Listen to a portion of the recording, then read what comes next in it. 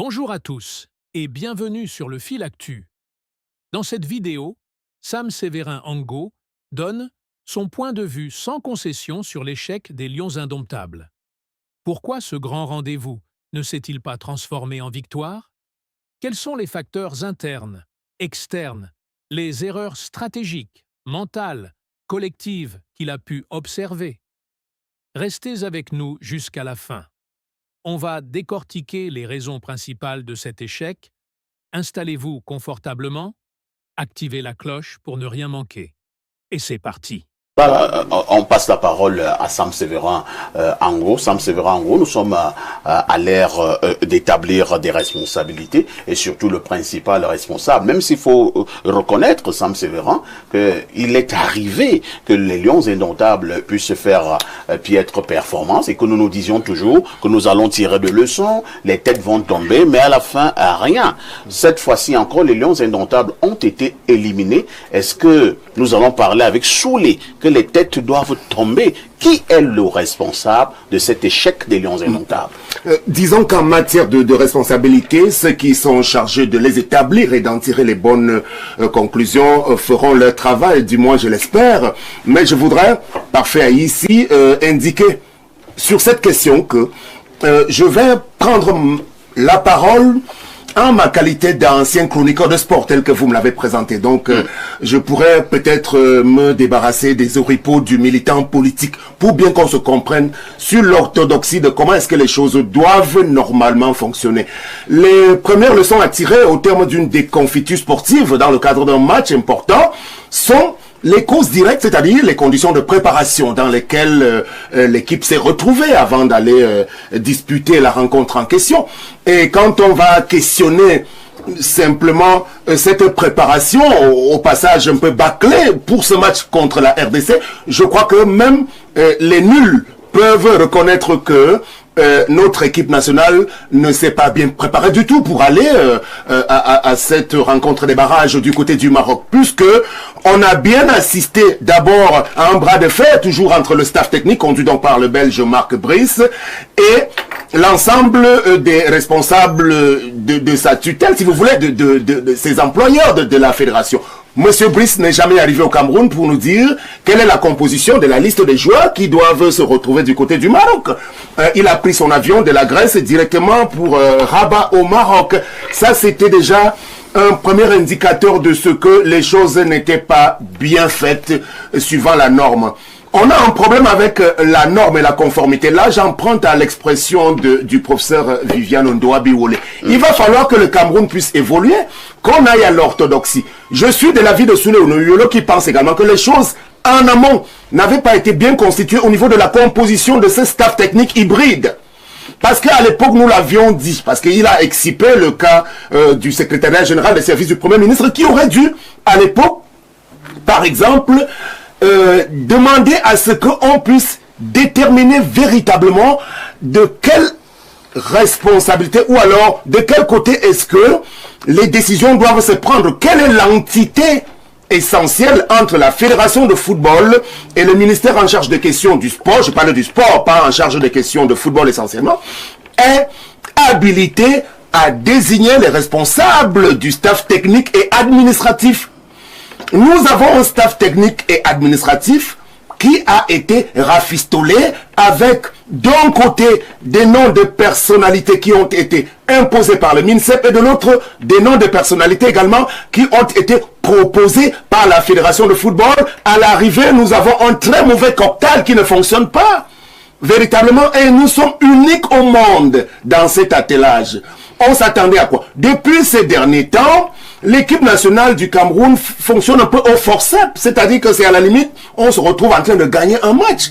Le professeur Ronan Guiné l'a rappelé tout à l'heure, nous n'étions pas en capacité d'aller à cette Coupe du Monde au vu de cet environnement. Mais je voulais quand même rappeler, pour essayer de revenir sur ce propos, pour dire que nous avions de la qualité. Dans cette équipe, l'effectif des joueurs que nous avons de nationalité camerounaise évoluant dans les championnats étrangers avait la latitude d'aller à cette Coupe du Monde si l'encadrement et le management étaient bons.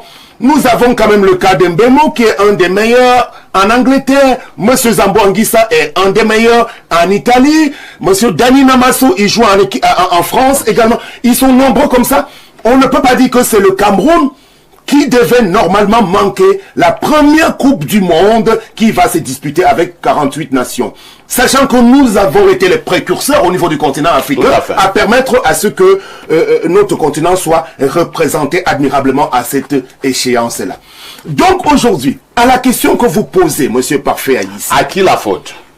Alors, la faute c'est d'abord aux joueurs qui ne se sont pas donnés essentiellement. Parce que n'oublions pas, Parfait Aïssi, lorsque l'État camerounais, ces dernières années, a toujours choisi de les traiter au biberon, ces joueurs de l'équipe du Cameroun qui viennent de ces grands clubs pour les grandes compétitions. Avant d'aller à une compétition, ils ont déjà emmagasiné une 50aine de millions chacun.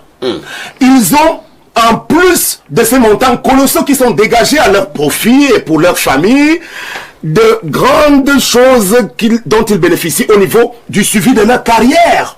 Donc ils ont d'abord intérêt, lorsqu'ils rentrent dans le terrain, sur un terrain de football, de faire en sorte qu'ils puissent produire le bon résultat. Surtout que le maillot vert, rouge, jaune, quand vous l'arborez, il est chargé de beaucoup de symboles. Les jeunes générations qui viennent aujourd'hui à la suite de quelques autres, de Roger Mila, Tokoto, Grégoire, Mbida et autres, Théophile Abega, doivent bien se rappeler que ce maillot des Lions Indomptables a été magnifié par le passé. Donc, première responsabilité à leur niveau. Deuxième responsabilité, l'encadrement technique, je suis d'accord également.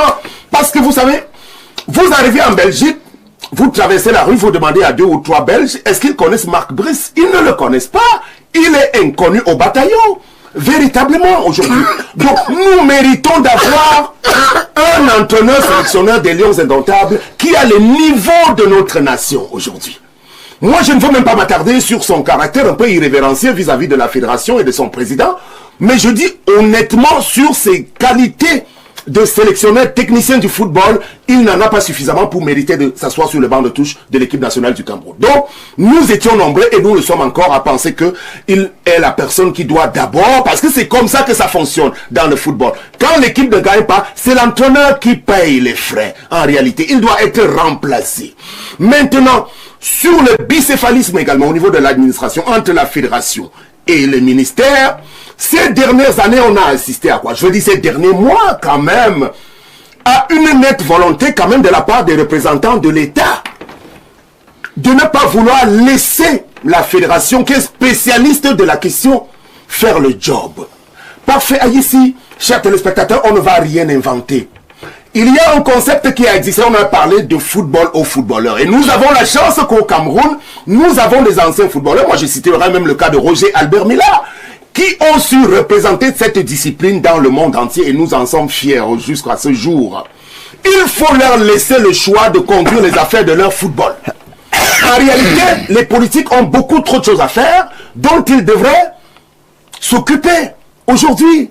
Donc, suivant les textes organiques et suivant l'orthodoxie internationale, ce sont les associations de football qui sont responsables de la gestion des équipes nationales. Ça n'a pas donc été le cas. Depuis quelque temps d'ailleurs, vous avez observé, le président de l'Africa Foot s'est mis en marge de tout ce qui concerne la sélection nationale de football.